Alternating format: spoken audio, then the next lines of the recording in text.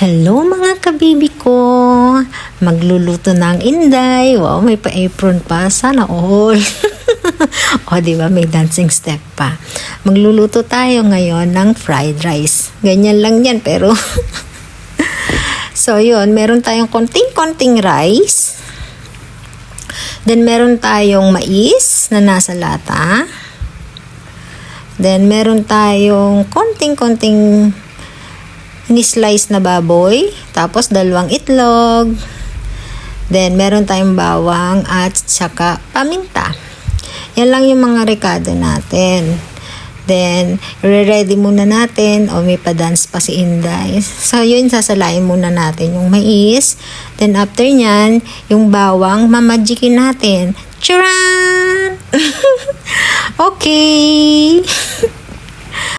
So, maglagay tayo ng used oil nung 1 taon pa yan.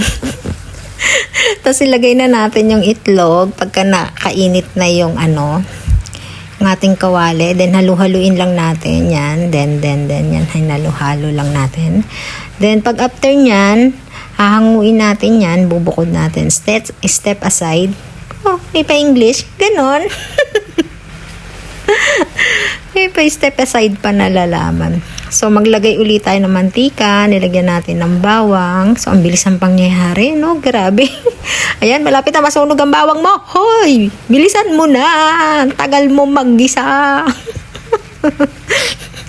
Ilagay natin yung baboy na in-slice ng maliliit.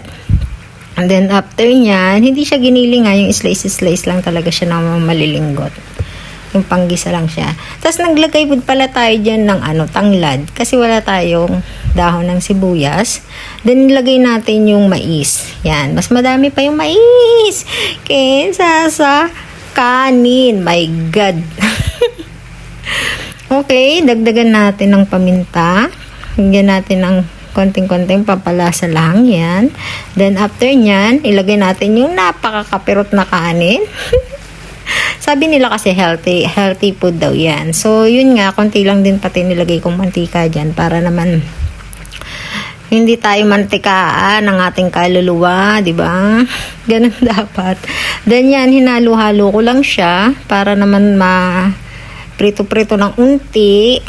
Yan, maluto-luto siya. Tapos nilagyan ko siya ng konting-konting asin lang. Bawal din sa atin ng masalt kasi high blood ang person. Yan. So, ngayon, lagyan din natin ng konting-konting toyo. Pampakulay lang siya. Hindi naman talaga totally nilalagyan. Pero, lagyan lang natin pampakulay.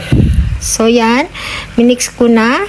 Then, nilagay natin yung itlog na binati natin kanina. Yung pinirito natin. Yun. Oh my God, luto na siya. O, diba? Masaya na ang person. Favorite kasi namin yan ng aking alaga. Ganun din ang amo ko. Okay, bye!